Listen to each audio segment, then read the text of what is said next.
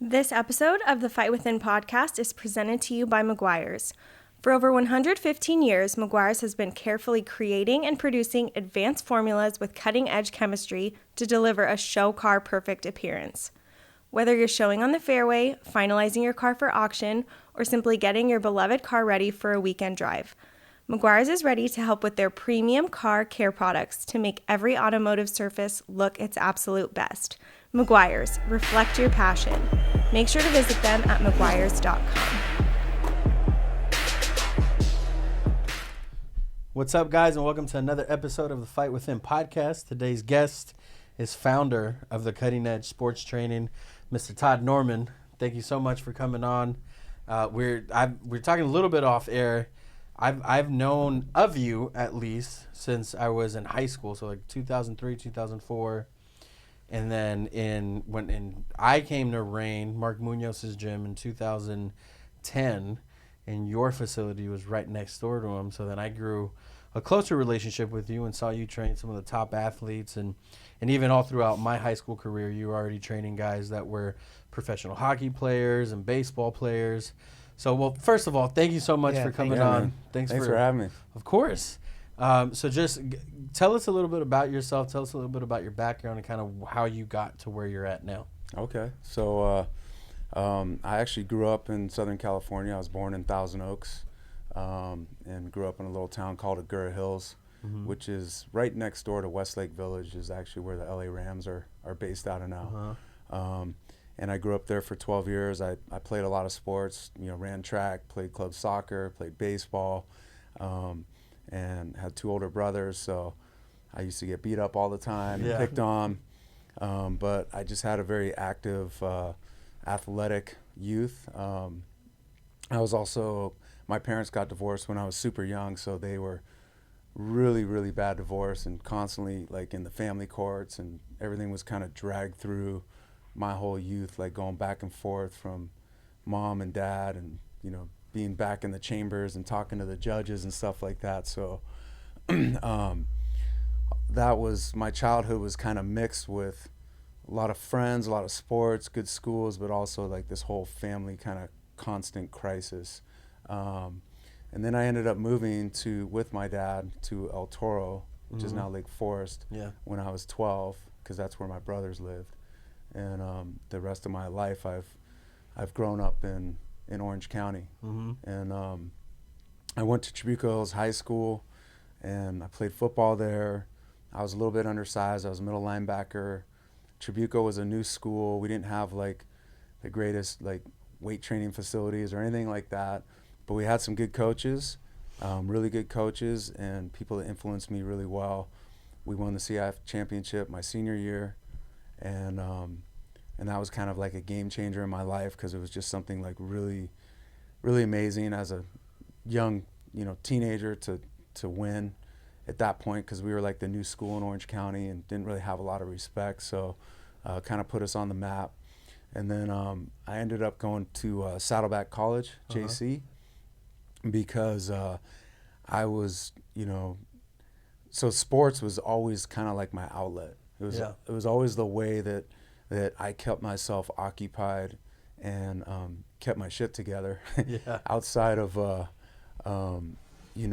like all the things that were going on with my family. Because even when I was 13, I got me and my brother, Glenn, he was 15, we went on a ski trip to Mammoth with a couple friends, 4 teenagers driving a car, and the driver fell asleep.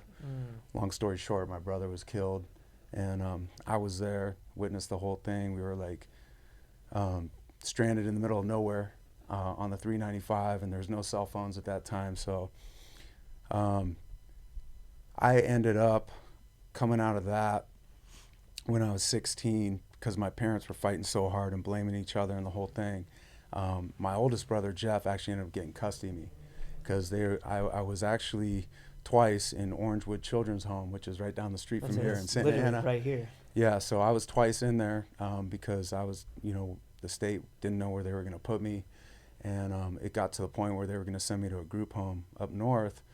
But because of everything I just gone through with my brother passing and having all of like our close friends here, the judge and even my head football coach, Jim Barnett, went and spoke to the court and said that it would be better to give his brother custody of him and let him, stay here in Orange County and stay in school. Yeah. And so my brother actually did get custody of me. We were actually on welfare. We, had, welfare checks, but I had to get good grades, and I had to, I had a social worker that would come to my house, and so my whole kind of like high school thing, like to the point where I survived it.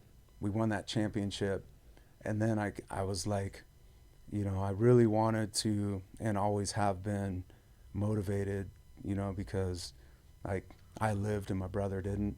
Mm-hmm. And so I never wanted to like waste a day of my life, you know what I'm saying? So I was like, I got to find a way to like get to college. And, I wanted to be a college football player, and I wanted a D1 scholarship. And so it wasn't going to happen out of high school. I was only like 6 feet, 190, playing middle linebacker. So I went to Saddleback College, and my first year there, they had like 25 linebackers, guys that came back from scholarships, from this guy from Purdue and this guy from wherever, and, Arizona State, some big stud. And it was just like, there's no way I'm going to play. Yeah. I need to get bigger and stronger. So I started training my ass off and training hard. And I gained like 20 pounds. And I also practiced with the team. It's called gray shirting. Mm-hmm. And while I was gray shirting and practicing, I was getting really good. And I actually, by the middle of the season with injuries and people quitting, I would have ended up starting. But, I was a gray shirt. The next 2 years I did start, and I was the captain. And after my sophomore year, I got a full scholarship to University of Nevada in Reno. And so when I got to Nevada, it was like, well, what major am I going to pick? What am I going to do? And like, I had some injuries. I was into training, that kind of thing. And I'd been to some physical therapy clinics, and I decided, I want to be a physical therapist. Mm-hmm. And Nevada actually had what was called a pre-physical therapy program. It's kind of like pre-med for medical school. So you take like all the prerequisites to get into a physical therapy program, and then from there you apply to graduate school and try to go to PT school. And I remember standing in the dorm looking at the course book of the classes I was going to have to take, and it was like anatomy, physiology, biochemistry, organic chemistry, kinesiology, exercise physiology, statistics, physics, every kind of ology and thing that you could think of.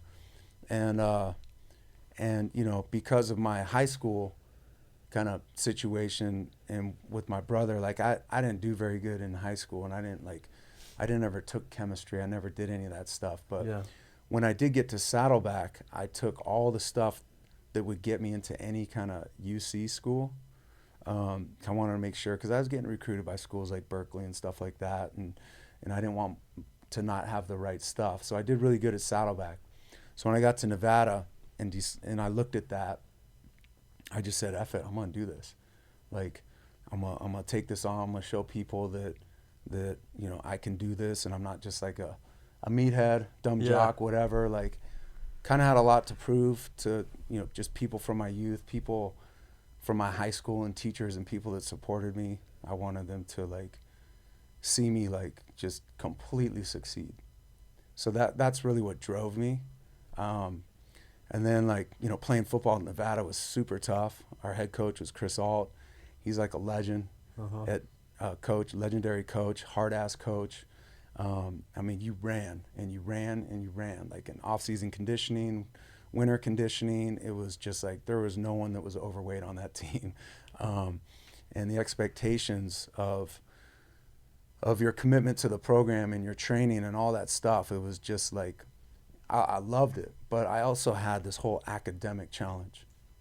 And when you're going to physics and chemistry classes, and you also have labs, and then you got tutoring, and you're just like every day, all day. So for me to get this degree was just, it was intense. It was a Bachelor of Science degree in health science with the pre-PT like minor option. And I did complete that, and I was super stoked. I played football. My best moment playing football for University of Nevada was played in the first Las Vegas Bowl. It was in 1992. We played Bowling Green, and I've been fighting all year to like be the starter. It was my first year there, and my coach was, playing someone else that was more athletic in front of me. He wasn't, positionally better as far as understanding how to hit the gaps and take the angles, but he was just faster.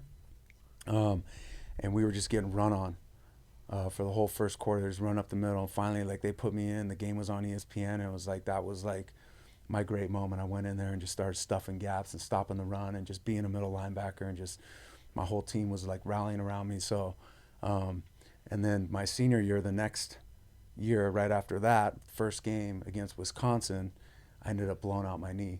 And they won the Rose Bowl that year, and they had a huge offensive line. I got my PCL and my MCL tore and the medial meniscus, so it was like a season-ending injury. And it's a rare injury like that, and so I had a reconstructive surgery. They put like an Achilles tendon allograft in my knee. But I did get a medical red shirt and came back and played again in a limited role, but I was on special teams and played a lot in games when we were beating people. But yeah, so then I ended up graduating from University of Nevada with that degree and started applying to PT schools. No, I had a, see, he could tell. I was thinking about something. Yeah. But I wanted to ask, because there's a lot of guys that, especially going from a JC to a 4-year, knowing that you have a limited amount of time, is there a sense of urgency knowing that you only have 2 athletic years left to either get to the next level or make sure that you make the best out of those 2 years? Like, what's your motivation? Knowing like, hey, I only have 2 years to really prove myself or to accomplish the things I want to accomplish. Like, where does that come from? Yeah, I think it just all comes from my whole youth and my upbringing, and just kind of wanting to prove everyone, like, that that I can be something special. Yeah. And when you go to JC, you're mixed in with a lot of people that are kind of half wanting to quit and just this isn't for me anymore, but they're not sure. They're kind of hanging on. Yeah. You have some people that are really dedicated and really want it and want to like be a player and get on to the next level. So you're just kind of surrounded by a lot of like different kind of, I don't know, mindsets, and you kind of have to find your own path. And it's like you're suddenly, you graduate high school, and now it's like, well, if you want this, you're going to have to like be accountable to yourself, like, and you're going to have to, fight for it. Yeah. And it may or may not happen, but if you really want it, this is your last shot, and you got to go all in. And that was my mindset. Like, my mindset was like, I'm going to effing do this. Like, I'm going to get that scholarship. I'm going to play major college football. That's like, no doubt. But you knew there's a goal in mind. You knew that you had something to accomplish. Oh yeah. Because I think a lot of times when people, especially if you backtrack a little bit to your teenage years, especially after your brother passed, it'd be very easy to stop. Say, I'm going to go do things that are fun. I'm not going to be focused. I'm not going to be motivated. I'm not going to be goal oriented. I'm just going to go out and live life and hang out with my friends and go to the beach. And we live in South Orange County. There's a lot of things that you can do, or a lot of distractions, and it's very intriguing to me, because to have someone at that age be self-motivated like that is awesome, because it's like, after winning, especially CIF, like, there would be a sense of accomplishment, or like a sense of comfort. Like, hey, kind of did what I wanted to do or set out to do. We did this. Like, where do I go next? And so do you remember in those years, like, what you were thinking, other than wanting to prove those people wrong or right? Like, what is going through your mind? Like, how do you get up every morning and just stay motivated? Because everyone's journey is different, athletically or academically, whatever it may be. I think everyone's journey is a little bit different, but I think being motivated is something that everyone can do, and an attitude that everyone can have. So, like, what kept you going?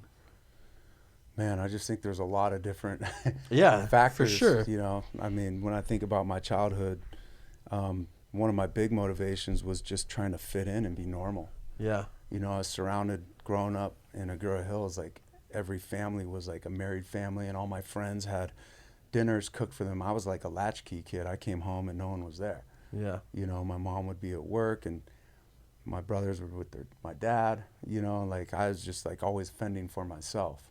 And, you know, there was a lot of times when the police were at our house and people knew, like, you know, shit's going on over there. And like, Yeah. and I'd go to school next day and kind of be embarrassed and stuff like that. And so I think for me, a big part was just to like try and be normal and fit in. I always kind of felt like an outcast when I was younger. And then I think, like I said, after my brother passed, that was like every motivation. Like, you got to make a choice. Like, when you go through something like that in life, Yeah. like, you're going to go one way or the other. And I just felt like it would be an insult to my brother to, like, waste my life. You know, like, he was a star athlete. He was everything. So I get a little choked up. No, it's good. It's good. But that was like the main driver. And then, you know, like, there's so many people, because we had like a lot of friends. And, Yeah. you know, teachers and coaches and people that knew our family and stuff. So, you know, it's like, my main motive, I wanted to show them not only that I was normal, but I was like, you know, capable, and like I had value, and wasn't just like some messed up kid. Yeah. You know, that I had potential. And so those things, like, they still drive me. Yeah. To this day. You know, that's what I live by, is like always kind of like, just when you get older, you're not so much trying to prove it to everyone else anymore. You're starting to like prove it to yourself. Yeah. Like, because like a lot of people will come and go. Mm-hmm. And now, you know, it's like, well, you know, how far can I take this? And like, you know, most of what happens in life is like you're trying to survive. And everybody has their own things that they're trying to survive, things they've been through. And I don't think that ever ends. Like, in life, you just go through different stages of it.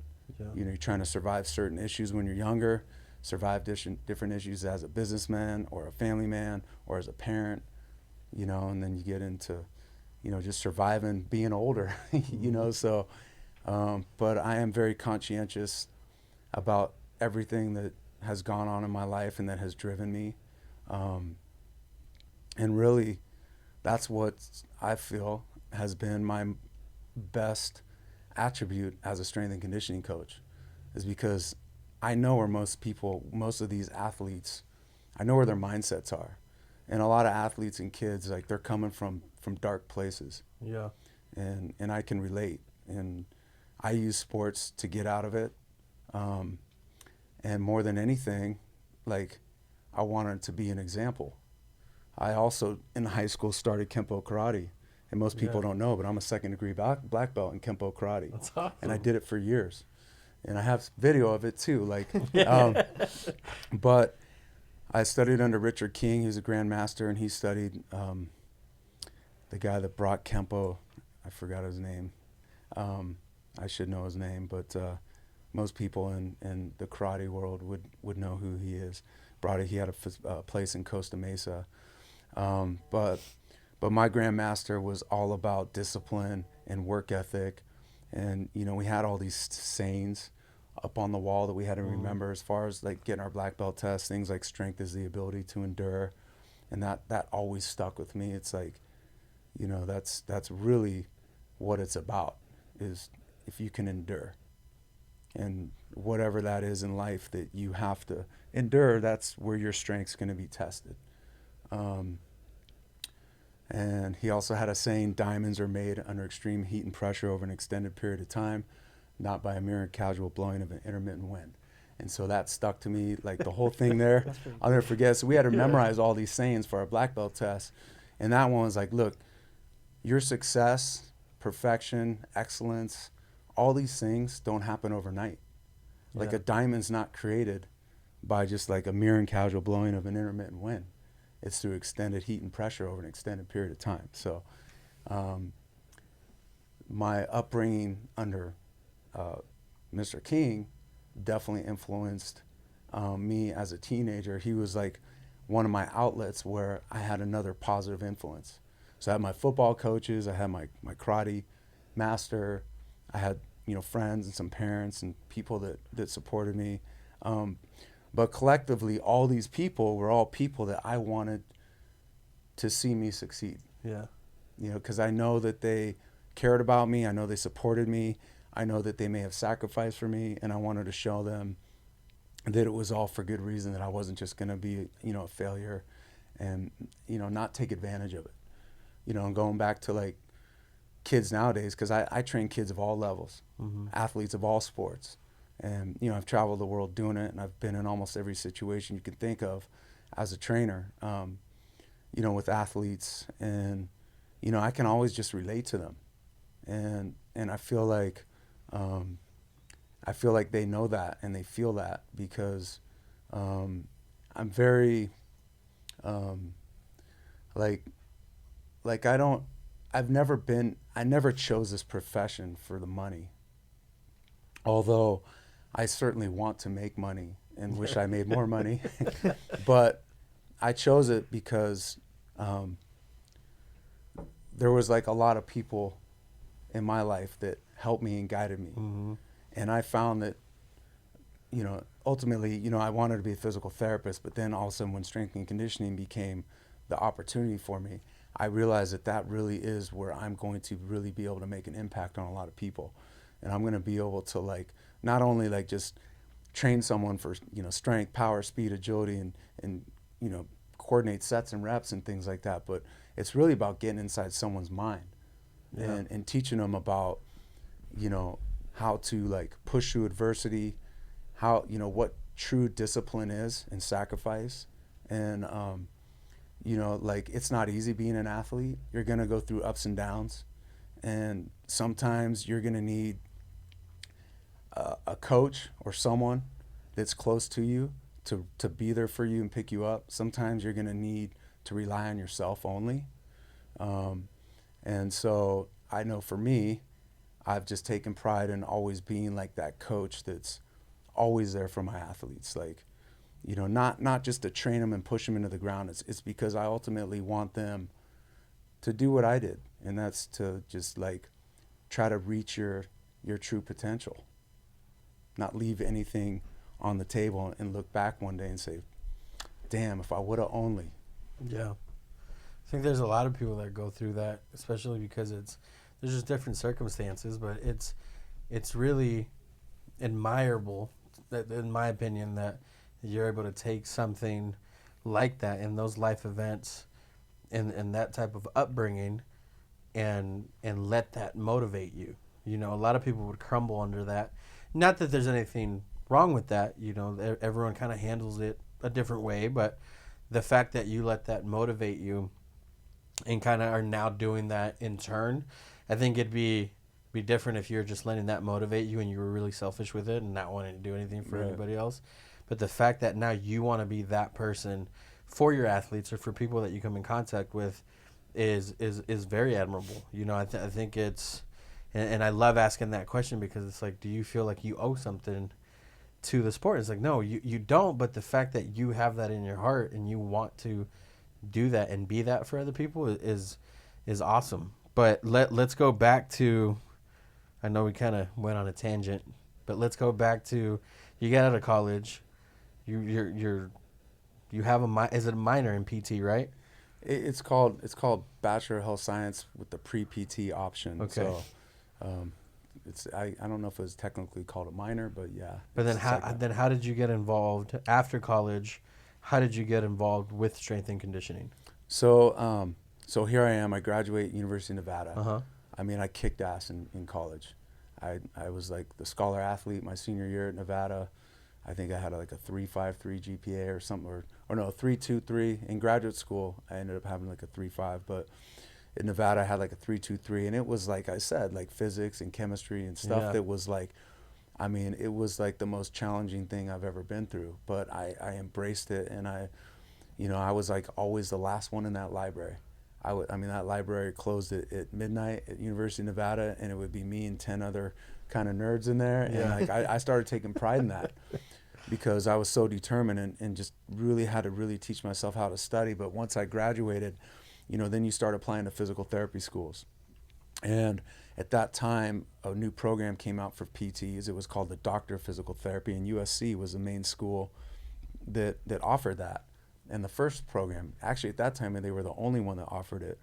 And the School of Biokinesiology at USC, hard to get into. Yeah. There was only like, all these PT programs, they only take 30 or 40 people, and like once you get down to like the white male, there's like 5 slots, and it's like if even that, and you better be a 4.0, and I wasn't a 4.0. But when you apply, you got to have letters of recommendation, you got to write essays, I also had to take the GRE and get the scores that qualified me. So the GRE, a lot of people don't know, it's called the Graduate Requirements Exam. That's like the SAT for high school. It's the graduate exam to get into graduate school. Like lawyers will take the LSAT. If you're trying to go to medical school, you'll take the MCAT. If you're just trying to get into graduate school for PT or some other kind of thing like that, it was the GRE. So when I came home from college, I was taking that. And I was trying to improve my ability to get accepted to USC and a couple other places I applied to.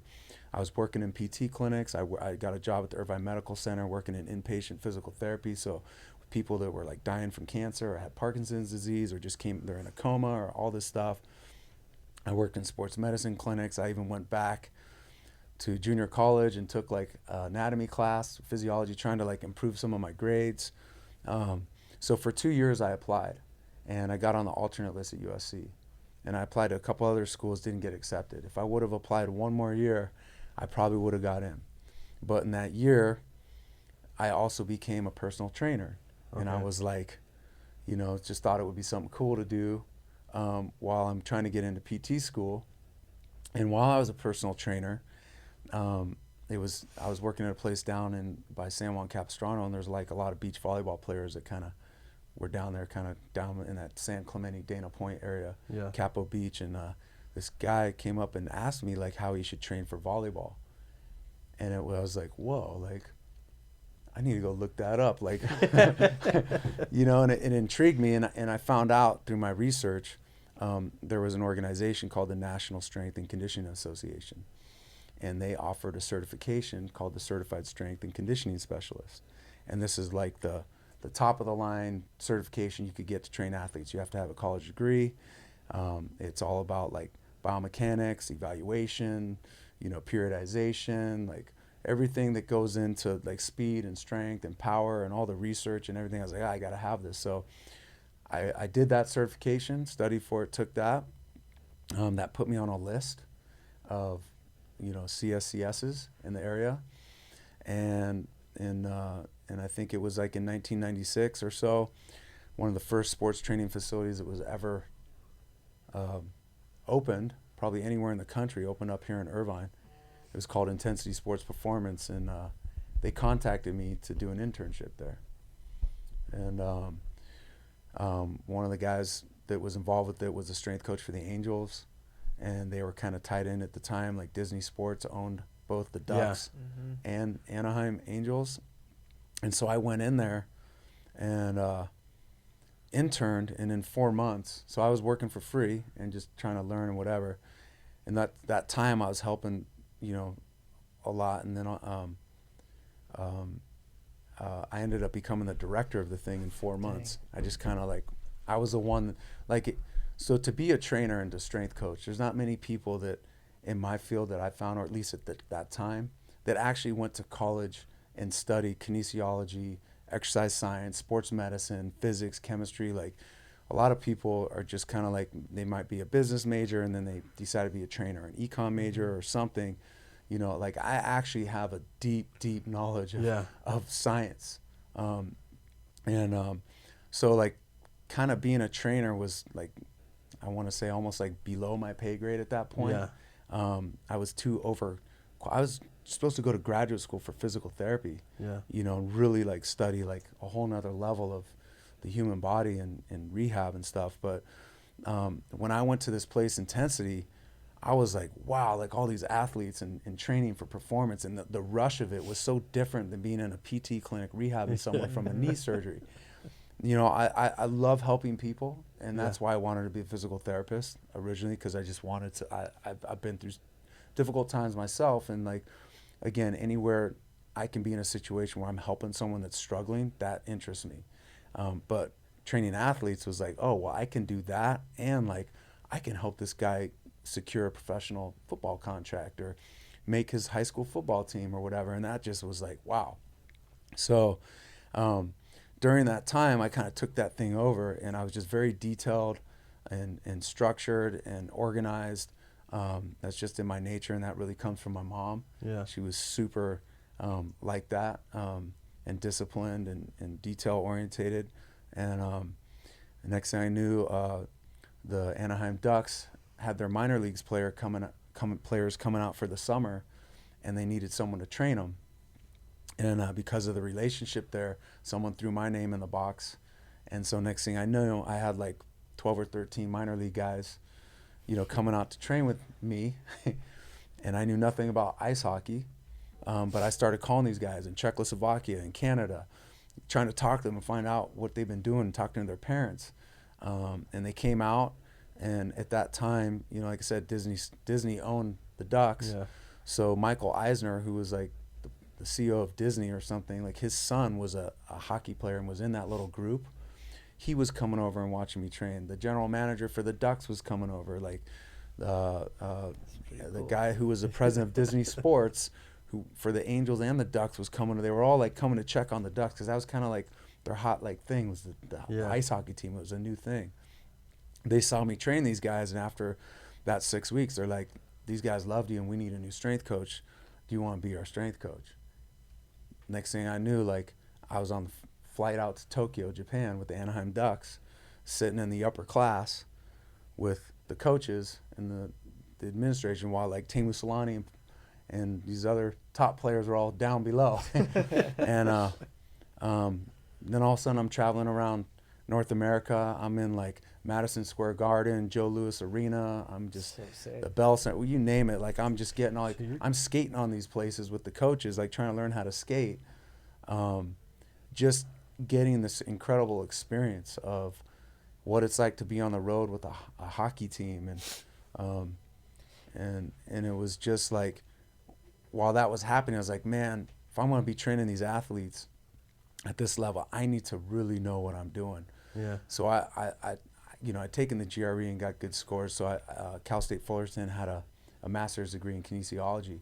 So I wanted to get better education in biomechanics, better education in exercise science and energetics, and I wanted better education in sports psychology. And so that was the focus of my whole master's degree. So I would work for the Ducks during the day. I was helping manage this other place, and I'd be going to school at night. Wow. And back then, you know, the internet wasn't really, you know, it was like sbcglobal.net. Yeah. I don't know, dial up. Like you had to go to the library still and do your research. And that's what graduate school is all about, is doing research. So, you know, if I tell you, hey, 3 sets of 10 reps is, you know, the best for you to, you know, increase hypertrophy for your muscle, you know, I need to back it up with 20 studies that show that. You know, and to do that at that time, you had to go find them in the journals and copy them. Wow. You didn't just look it up on Google. So it was challenging. But I worked for the Ducks for 3 years, and, you know, I hurt my back during the time. So that kind of created situations where I couldn't travel with the team anymore. Uh-huh. And, you know, I just got that whole professional sport experience. You know, had to learn how to communicate with athletes that didn't speak English, guys that were from Russia or Czechoslovakia or Sweden, Canada, Finland. You know, it's like everyone has different ways of communicating and different facial expressions, and Yeah. you know, and you're trying to, like, you don't want to offend someone. Something you might think's funny, they might think you just insulted them. And when you're a strength coach in professional sports, there's no obligation. Like, they don't have to work with you or do anything you say. So you have to kind of like, you have to build their trust. You have to, you have to like show them you know what you're talking about. Yeah. And then you have to like kind of convince them to work with you. A lot of times they're tired and they're beat down, and most of these players have their own trainers from back home, and they're kind of ingrained in what they want them to do. So during the season and stuff, it's kind of tough. And I also have like the coaches tell me, hey, this guy's freaking out of shape. You need to bust his ass when he comes off the ice. Make sure you get him on the bike and do some conditioning. And again, that's not required. So I would have to go up to like their star goalie or whoever, and I won't drop names, but it would be like, hey, you need to come over and do some conditioning, and they'll be like, what the F, why? Like, it's like, you need to get in better shape, or like, and then they'll be like, did the coaches tell you to do this? And like, so now you're kind of playing in between the coaches and the players, and you can't overstep management and the coaching staff, but you're kind of like the players' like uncle, and their strength coach. And so it was a very unique experience for me and situation being in. Like when I train athletes privately in my own business, like people are coming to me, they seek my expertise. They're like all bought in. When you're like the strength coach of a team, and I'm sure any strength coach for any professional team probably has similar situations where, it's just, there's a lot of dynamics that go on within an organization. Sometimes it can be great, and sometimes it can be very, very tricky. And how old were you during that time, so people understand? I was 26, my first year being the strength coach for the Anaheim Ducks, and I look back now because I'm almost 51. I mean, 26 years old, in charge for $30 million worth of professional hockey players, and I never played hockey. I didn't know about hockey. I knew a lot about sports science and training, but like the whole thing was just like incredible. But the great thing about it was their star player, Paul Correa, was, so into training. This guy was just relentless and so disciplined and dedicated. And so he was actually a holdout that first season when I came in for the first couple of months. And so like the team was operating without Paul Correa, and everybody was like, yeah, just wait till Paul gets here. You're going to love him. You guys are going to just like hit it off. And as soon as Paul came in, we hit it off big time, because I'm super organized and detailed and structured, and like he took everything so seriously in his training. And I ended up training him for 13 years. And that first season he came in, a couple months after he was there, he got like one of the worst concussions he ever had, and he couldn't do anything for 3 months. So I kind of had to help mentally keep him together and focus on stretching and flexibility. And essentially I've been training athletes for 25 years at this point. And with my own journey as a trainer, I've gone through a lot of these athletes' journeys with them. Yeah. Through the ups and downs. So, just take like Paul Correa, for instance. Like, there's athletes I've trained that have been super talented and have, incredible skills and work ethic. And then, things happen to them physically. It's like, this sport is not like, people just see all these athletes out there on the ice or out there in the game and think like, oh, they're just, they just got it made. Well, in many ways they do, because they are definitely super blessed and talented. But there are certain athletes, especially guys like Paul Correa, like you see like their work ethic and what, like, that they've worked day in and day out their whole life to get to that point. And, and I've seen some athletes waste it too. I've seen some people there that, and I'm fortunate enough that, I got to train, Mark Sanchez throughout his career. I got to train Lindsay Davenport, professional tennis player, for 6.5 years, and I traveled with her. And for one of the years I trained her, she was the #1 tennis player ranked in the world. So cool. So everywhere we went, everyone wanted to know and looking at us, what are you doing? And, I got to train athletes like Anderson Silva and Vanderlei Silva and, Antonio Nogueira. I trained Antonio Nogueira when he fought Randy Couture. And that was a big thing, and it was awesome. And he won a 3-round draw. And then his next fight was against Cain Velasquez, and he had like no ACL in his knee, and he just fought through it. And unfortunately in that fight he got kicked in the knee, and then he got knocked out in the first round. And it's just like I've been with part of greatness with athletes, and I've been a part of like their worst moments. And as a trainer, as their coach, you live it, and you live and you die by the sword. So when everything's good, and when Mark's leading the team to the AFC Championship and killing it, his first couple years with the Jets, everybody's like, oh shit, he trains Mark Sanchez, whatever. And then all of a sudden, when things aren't going so well, it's like, I don't know, that guy, like, I don't know, he trains Sanchez, That's how people are. and that's just how it is. So, just, from a strength and conditioning standpoint, and being that kind of coach, and, you have to be ready to, like, your people are going to, like, admire you and want to, like, support you and, think you're amazing. And then you're also going to have people that all of a sudden start doubting you. Yeah, well, we talk about it all the time. Is people always see the guys under the lights, or on the field, or in the stadium. They don't see the months of preparation. They don't see the sacrifices that the athlete makes with their schedule. We were talking about it with our last guest, and people don't see, like, when I was competing, and I'm sure like a lot of fighters, you wake up thinking about your opponent, you're training thinking about your opponent, you're eating thinking about your opponent. Your whole life is revolved around that date that you're going to compete for 15 minutes, and all you're thinking about is that opponent. Yeah. And it because it's your schedule, it's your diet, it's your training regimen. Everything's about you. So if you have a family like I did, and like a lot of other fighters do, when you're competing, there's not a great balance of life and your profession, or your profession as an athlete. There's not a lot of balance, and we were just coming up, so I'm trying to make a living fighting, like trying to get those big paydays, and I'm a professional athlete. Yeah. Walking out with $5,000 checks. It's like, that's terrible. Yeah. Yeah, I mean, the first person I think of, and I've trained a lot of athletes, and I've seen a lot of the different dynamics, family dynamics, because as they get older into their careers, they start having kids, and there's a lot of different obligations that go on, and just having travel with the Ducks and being on the road with them, and it's like, oh shoot, it's Halloween and we're in Boston playing the Bruins, and like, God, all these guys they're not at home with their families. Yeah. Oh, now we're over playing the New York Islanders, and it's like, are we going to be home for Thanksgiving or what? It's just like, you just see like a different aspect. So it's hard on everybody. It's not just hard on the athlete. It's hard on the kids. It's hard on the wife. It's hard on whoever.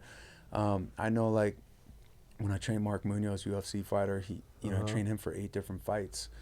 And, he's someone that was close to like being a contender. If he may have been one, like, at one point. But he has 4 kids. He had a great family. He had a business, a lot of obligations. And, like, he also had, challenges controlling his weight.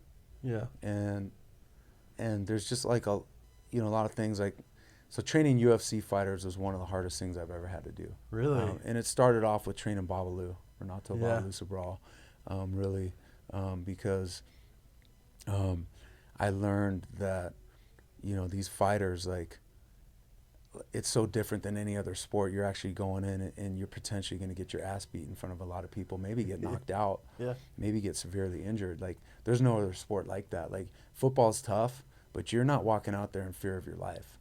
And so when you're going to be a fighter, this is like you against someone else.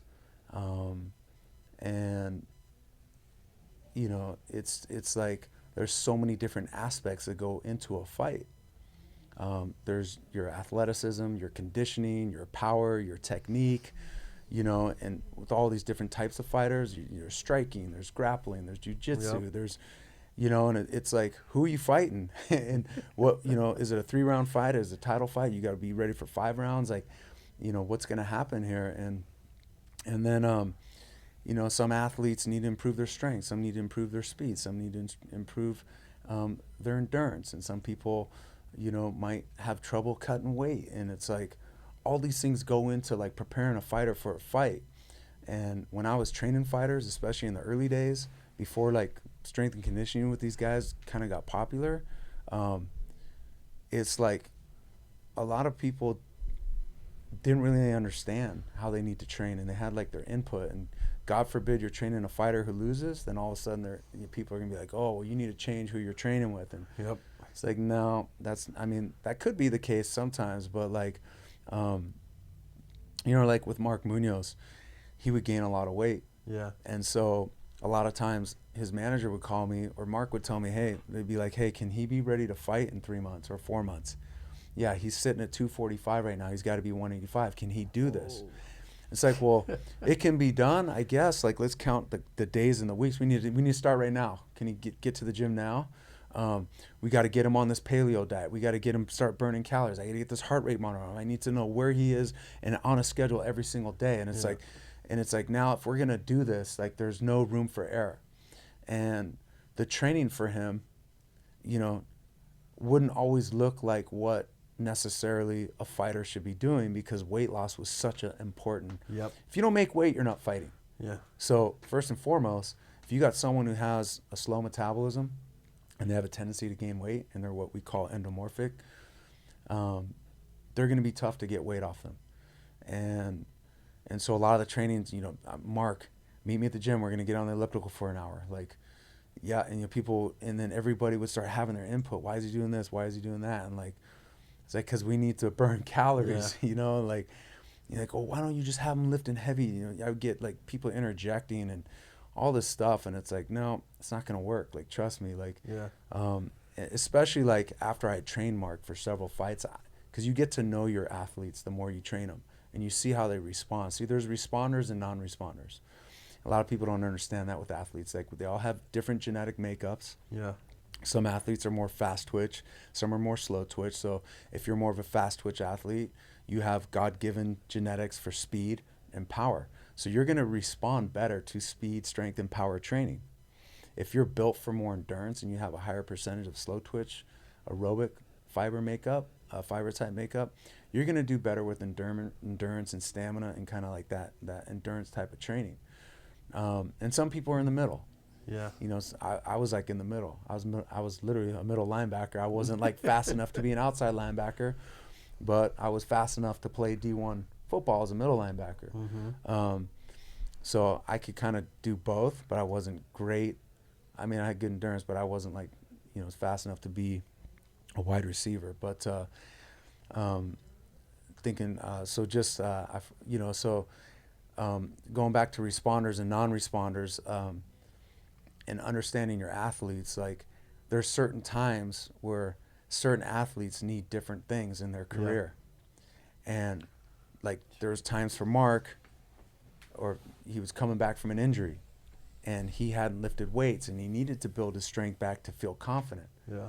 And so we need to get that strength back. See, being a fighter, like, the first and most important thing that I always saw was at the forefront of what had to be the priority of their training was building their confidence.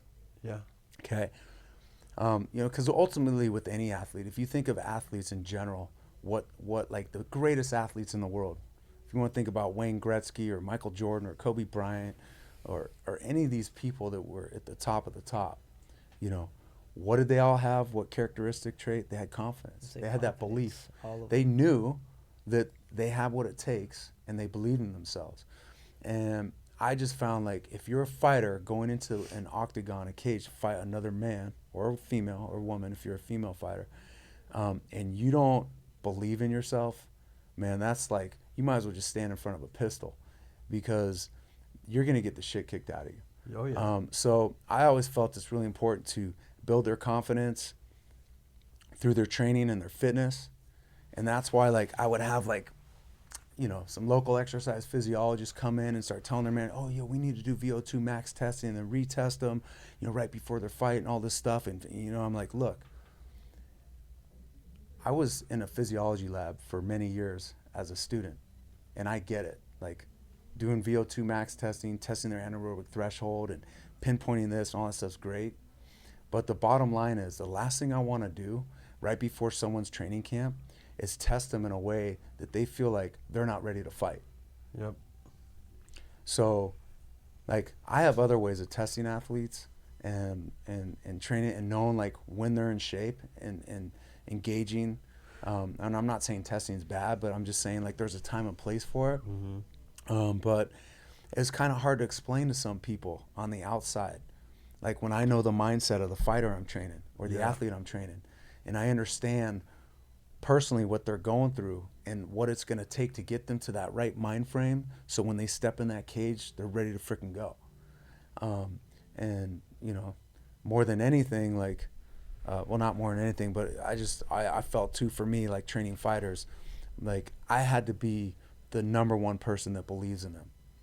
Because like if your trainer doesn't believe in you, you know, then you need to find a new trainer, you know. So like I just you know, I went through many times of, I think when I wrote it out at one point, I had, you know, trained UFC fighters for 23 different fights, and I had like the scorecard, you know, of wins and losses and things like that, whether it was Ellenberger or Munoz or Vanderlei or Nogueira, Anderson, whoever, like, and you know, I had a pretty good win-loss record. Yeah.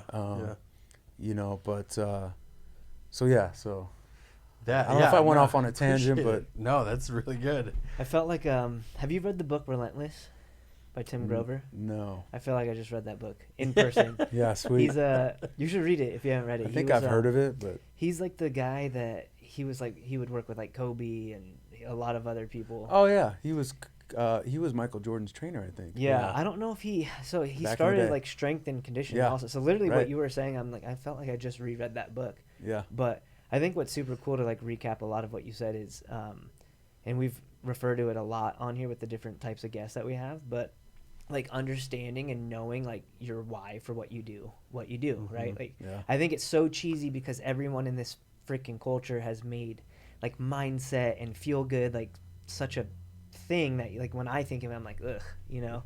But genuinely being able to know like what that powerful why is and why you do what you do. You did it because obviously you had a different upbringing and you wanted to show your worth. Mine is I want to be able to, you know, provide for my family and my friends and my circle. And so it's what I always think about when I'm trying to endure all the crap. And, you know, it's just cool to hear that you were able to take all of that and turn it into what you've done today. Like I've never met you until today, and I genuinely listening to. I think this is probably the quietest I've ever been. But for sure. well, I genuinely was just listening. You have a very good way of telling your story, like like a storytelling thing. And obviously, I'm a hockey player. You just found out, and so listening to the hockey stuff, I was like, oh yeah, I'm like thinking of some of the players that you could have been talking about, and I'm like, I'm pretty sure I know who he's referring to. Like, all these little things, Right. but I just genuinely think it's awesome that you were able to like take a tragic moment in life and like utilize that to get to where you're at. I think more people need to literally need to, one, hear stories like that, but two, be able to actually like listen to something or take something going on in your life and do something with it. Yeah, well, I think, you know, for me, you know, a big part of my life was like the fight and the why and trying to get there, like prove myself. And then all of a sudden it was like, wow, I'm on flights to Tokyo. Now Nike's sending me to Portland to help them design their new training shoe. This pro hockey player is bringing me to Russia to help run his hockey camp. Or these people in Brazil are bringing me down to say I'm fortunate that I've had. And now, like a big part of my why is I do want to share it, because what I feel like I do best with most for people is inspire people. And everybody has stuff that they're going through. And I'm just like, you know, I was kind of like, I think in my younger years, part of me wanted sympathy in some ways. Like I wanted people to like know my story so they could understand, like, hey, give me some slack. Yeah. As I got older, I kind of realized, like, you know, everybody's got their story, and, you know, you can't just live your life on, you know, wanting sympathy from people. It's definitely good to get compassion, but just having had all the great experiences I've had and what I've done with my life, and without trying to be arrogant, I just feel like I feel like I did a great job of, you know, kind of getting myself out of the mud You know, we talk about making that choice. You know, when you go through a traumatic experience or something challenging in life, are you gonna, you know, is it gonna help launch you into something great, or is it gonna push you down into something bad? And so, you know, like I always wanted to honor my brother in my business, and you know, when I first was like, what's my business gonna be called, you know, and his name was Glenn, and it was, you know, is it going to be the Glenn Norman Training Institute or Glenn Curtis Training Center?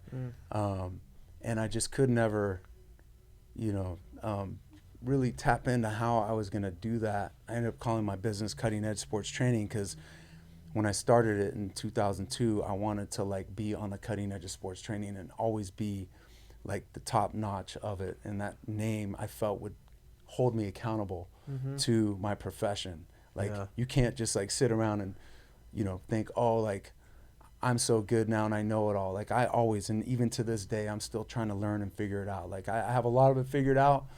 My training's, you know, top notch, but you know, it never stops. But I redesigned my logo this last year, because it's kind of like, it's been like 20 years that I've been in business. We're coming up on it, and my brother wore number 21, his last, right before he passed away. That was his football number, and he kind of wore it. He loved this guy, Nolan Cromwell, that played for the LA Rams. It was like a corner safety, hard-hitting guy, and he died on the 21st, my brother. And so my main picture I have of him is this number 21. And so when I was redesigning my logo, me and my graphics guy, we decided to put 21. I was wondering. Right there on the logo. And I'm like, okay, this is like, because I like to talk about my brother. Even though it hurts, it's like, people are like, oh, if you don't want to talk about your brother, that's fine. It's like, no. Like, I want people to know I had a brother. Yeah. Because if I died, I would want him to still talk about me. And if he just kept it in and nobody ever knew that there was a Todd Norman, I'd be kind of bummed. Yeah. So I want people to know I had a brother. His name was Glenn Norman. He went to El Toro High School. He played football. He was a badass athlete. Like, you know, all the girls loved him. He was like my hero, you know? And so it's like, I put 21 on my shirt, one, to honor him. And now anybody that wears my shirt, it's like wearing my brother's number. Yeah, also, people will say, what's 21 for? It gives me a reason to tell someone about my brother. And I know it's kind of awkward sometimes, but I'm just like, screw it. You know, it might be awkward, but I'm going to let you know I had a brother. But going back just on, you know, like your why. So now, like, I'm very intrigued that if I get an opportunity to tell my story and it can make an impact on someone who's going through difficult times, or maybe someone who's sitting around thinking that they might have an excuse as to why they can't. Yeah. You know, if I went on that mantra, you know, I could have found so many reasons why I can't get to this point, you know. But like, when I can look back and say, hey, I was sitting ringside when Anderson Silva beat Chael Sonnen in the biggest UFC fight in history at that time in the 5th round and choked him out. And when he got in the cage and Joe Rogan was talking to him, he thanked me. Yeah. He said my name, you know. And you have to look at the video, but I noticed it. And I'm just saying, like, I've just had amazing moments like that in my life because I didn't quit, because I didn't live on the I can't, because I found my why, I found my purpose, like I knew it, and I never accepted any excuse, you know, as to why I was not going to like achieve my goals. And now, you know, again, here I am, you know, almost 51.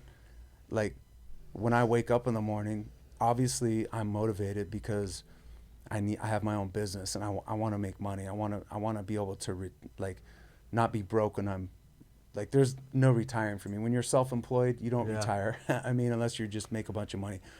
I've never made money, and that's what people don't understand is like, I have really good credit, and I financed equipment, and I built my business from a very small thing and grew it to a big thing, and I grew it too fast. too big. I went for it all. I went for my dream. I'm like, I'm gonna have the baddest sports training center. People are gonna come here and train and be like, this is the best training place I've ever been to. And I had to buy turf, buy equipment, put in locker rooms, all these things. Like, you know, back in the day, there was no CrossFits or yoga studios, or there was just like 24-hour fitness and Bally's, you know, so it was a very unique thing. But then the recession hit in 2008 and nobody had money anymore. And here I am with all this equipment on lease, this building lease. You know, I was carrying $60,000 to $100,000 a month in overhead and had all these athletes coming in, like, you know, wanting training and stuff, but I couldn't get enough business. I couldn't work enough. And, you know, then I got divorced when my son was 3, and now I was a single parent raising my son, you know, half custody and having him there sleeping in my office and all that stuff. So I went through like a whole nother thing like that to keep my business going. And so, you know, I'm still trying to like people pay me, I will say, good money to train them, but people don't always understand the expenses I have and what it takes to just even pay myself. Unless you own a business, you don't really know. You know what I'm saying? And so that's kind of, you know, unfortunately in my world, especially a lot of athletes, like people want deals and discounts and stuff. And I've hooked so many people up. I've trained people for free. I've been screwed over many a times, whatever, you know, and like, but, so I am motivated to make money because I want to get paid for what my value is. And everybody should, if you have value and you have something to offer, like a service or something, you should get paid for it. And that was a hard thing for me, being younger in my career, was to like ask people for money and demand money, because it's like you get so close to your clients and you build these relationships with people. It's like, oh, by the way, you owe me $3,000, you know. And it's like, and then they forget, and you got to follow up, and you got to send emails, you got to make phone calls. And then next thing you know, they're like, oh, you know, I can't pay you. Can you wait till you know? And it's just like, oh, well, what if I throw your logo on my shorts? Is that cool? No, that's not doing anything for me. I need to pay my freaking rent. You know, so it's like, and then you kind of start looking like a dick to everyone, you know, and it's just, it's kind of hard that way. But the other thing that motivates me is not only do I love my career and I'm very passionate about, you know, sports science in general and training athletes, but I just know that there's people counting on me now. Like I have athletes that have dreams, young athletes that could be, you know, I got a guy that just finished training with me right now. He's a rookie for the New York Yankees, pitcher, and he's going into like his first kind of season. So it could be like, you know, 8-year-old kid I'm training, or a high school kid, or someone trying to make the pros, whatever it is. But I know they're counting on me, and I know that I actually have the expertise and the experience to really help that dream come true. And so that fires me up, knowing that I can actually, with my education and my experience, and now that I've been, you see, being a trainer, it's kind of like being an athlete. You're kind of dated. You know, an athlete, it's like their careers don't get too far past their 40s. You know, like Tom Brady just retired 44. He wanted to go to 45. Being a strength coach, I've been training athletes every day for 25 years. Like, my body hurts. I've had 12 surgeries, like, you know, but there's no retirement. Like, I can't stop. And I'm not an athlete where I go to get treatment every day and people stretching me out, you know, and taking care of me. So it's like, how long can you last in this profession as a coach, as a high-level trainer? And now I need to use my mind more. And I need to use my experience and my knowledge of, you know, benefits versus risks. Like, a lot of people are like, oh, like all this new crazy training comes out and stuff. It's like, why aren't you doing that? It's like, because I know if my client sprains his ankle and can't show up at Wimbledon in 3 weeks, then what's the point? You know, I mean, that's the other thing. Like, when you're training people like Mark Sanchez or Anderson Silva, Mark Munoz, Lindsay Davenport, and people are, you know, got big title fights coming up, and you've got to like get their performance to the highest level, speed, agility, strength, power, but they can't get hurt. But training in general is risky. There's always that chance in training that you're going to pull a muscle, do agility drill, and all of a sudden you trip over and sprain an ankle. It's scary. Like, I've literally been scared. There's times where like, no, we're done. Session's over. Like, you know, like I don't want to do anymore. Like, so I'm very cautious, and I train people really hard and I will get after it, but I'm also like, if I can't justify it, and if that exercise or that workout or whatever is too risky versus the reward, like, nope, I'm shutting it down. It's smart though. And so that, it's kind of hard sometimes when I'm dealing with younger generation athletes that are coming from other trainers, or they see all this stuff on Instagram. They're like, why aren't you doing this? Why aren't you what? This box jump, this guy was doing the single leg depth jump off this 42-inch box, and then he was jumping into this thing. And it's like, that's all good, but what if you sprain your ankle doing that? Like, not on my watch. Yeah. And that doesn't mean that I don't do risky stuff. And sometimes I'm kind of like, oh shit, like, I don't know if I should do this with that person, but definitely, I am, and that goes for even if I'm training some young kid that's like overweight and out of shape. Like, the last thing I want them to do is blow out their knee. Mm-hmm. Yeah. This parents count on me and my expertise, and they're paying me a lot of money to work with their kid. Last thing I want is, so it is scary in that sense too. Like, that's something that people don't think about from a strength and conditioning standpoint. And when you're working with high level athletes and all kinds of athletes, like there's just so many different factors that go into what you do and how you do it and why you do it.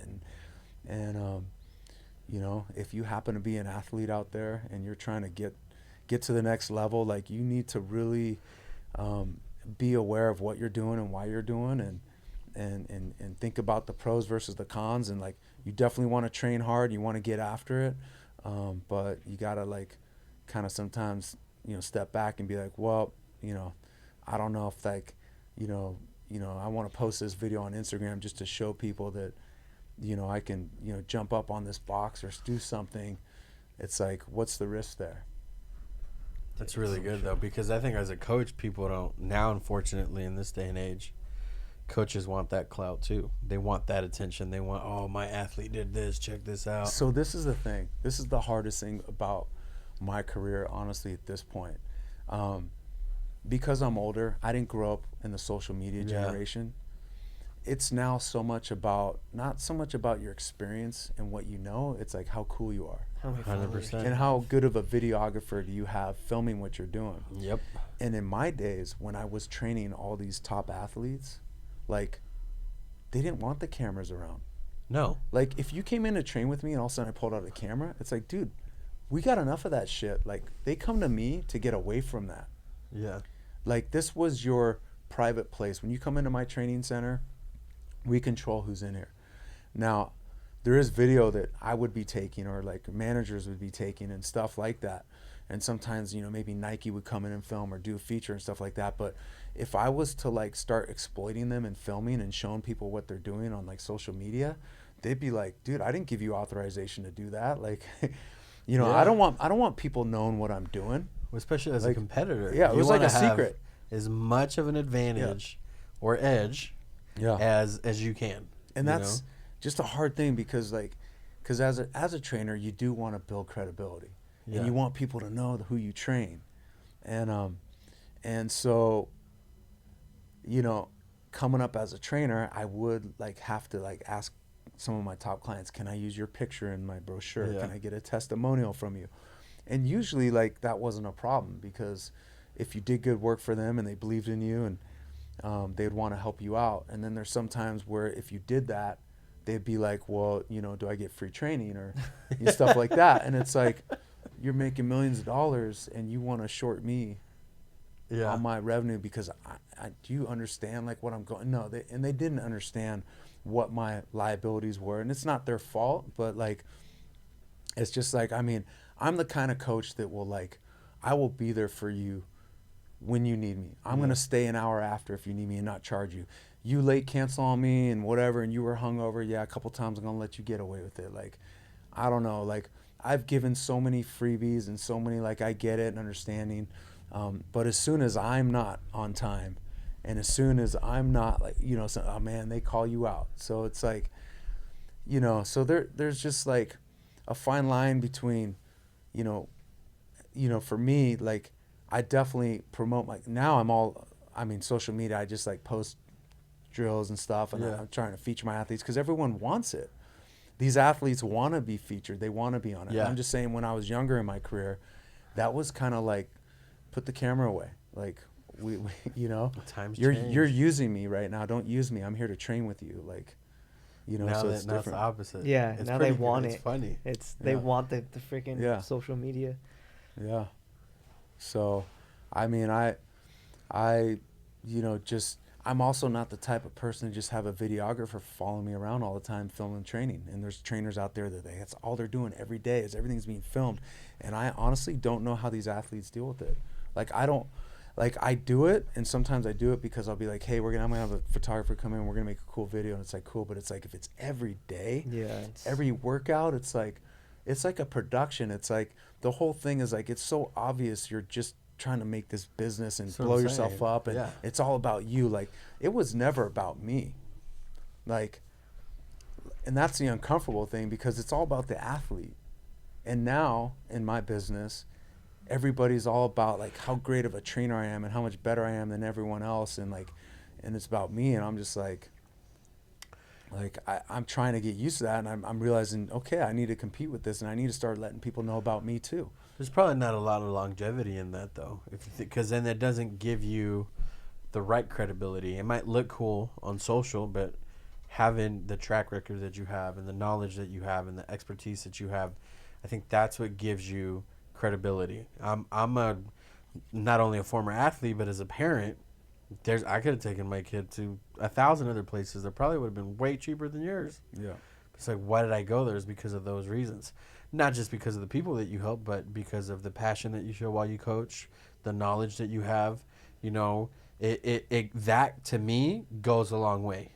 Mm-hmm. Not only as a parent, but as an athlete. People are going to see that and say, wow, like Todd actually gives a crap. Mm-hmm. Not only is he good and it has credibility because he's trained all these people, like he cares. You know, it's not all about it, because I've seen other people, without naming names, and athletes that I coach now go to certain gyms in our area, and they're like, that dude just cares about having his phone out all the time and just filming reps. Right. And like they'll go there for a couple sessions and then they want to leave. Yeah. I honestly, like, I'm on social media and I do the filming, you know, sometimes, like, I hate doing it. Like, I want to just train my clients and focus on them. Yeah. But I feel like if I don't get with the program and post on my story and all that stuff, like, I'm going to, like, completely just be and so, like, it's like a competitive thing. And I think I keep a good balance. But for sure. And most of my clients, I think, like, because I'm usually, like, featuring them. Yeah. In a way that's just, like, kind of promoting good training. Like I said, I do probably need to, feature me too, how I am as a coach more, but yeah, it is just something that's very uncomfortable for me, because I like to focus on my clients and focus on the workout. And back in the day, I didn't have to have a camera out and post stories as I'm training people. Oh yeah. Now I have to do that to compete, and it sucks. Like, I think it's different though, because I think sometimes, especially like when people post videos of themselves working out, it's like people want that and they can use it as motivation, or like, oh, Todd's like filming himself in the way he's coaching. Like, I love the way he encourages his athletes. Yeah. So another coach can see that and just be like, oh wow, like I need to be more. There's a lot of good to it, and definitely, like, we all win with social media in our own ways.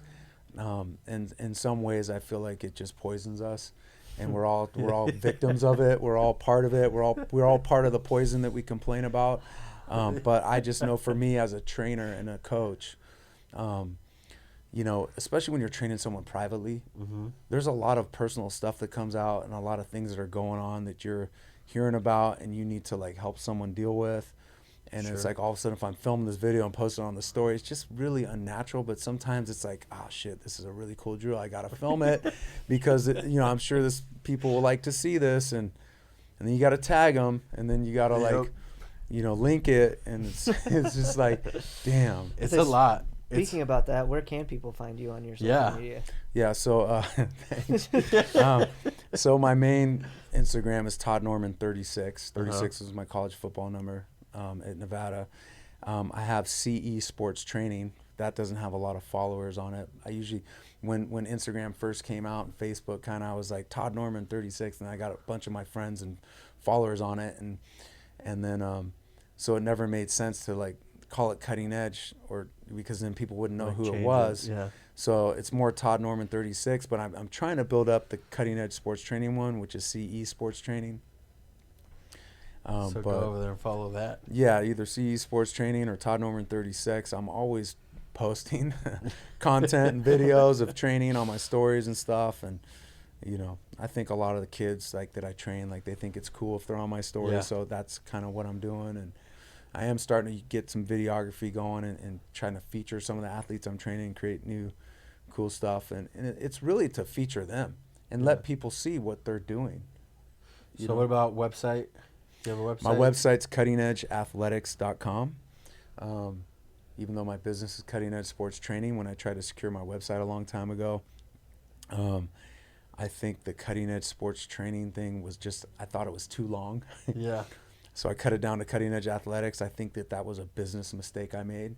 For all you business owners out there, it's very important that the name of your business and like your website and stuff, it's all got to like, because a lot of times people think, oh, that's the guy from Cutting Edge Athletics. I say, no, it's Cutting Edge Sports Training.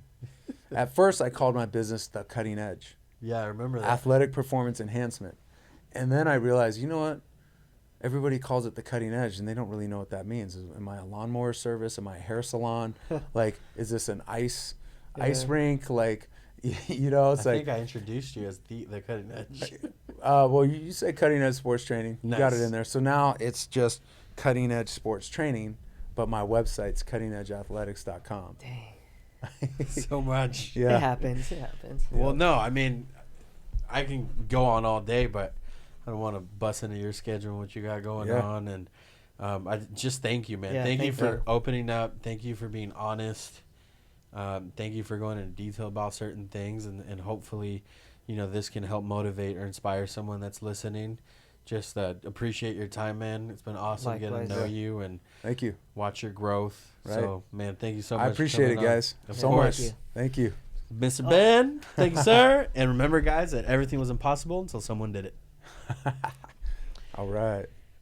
Bam. So, guys, remember to like, share, and subscribe to our channel. You can find us on YouTube at youtube.com/The Fight Within Podcast. Find us on all audio platforms, including Apple Podcasts, Spotify, Stitcher, iHeartRadio, anywhere you guys like to listen to it. Thank you so much for your support. Thank you for continuing to listen to it and watch it. We can see the growth on our analytics and just want to thank you guys for supporting us.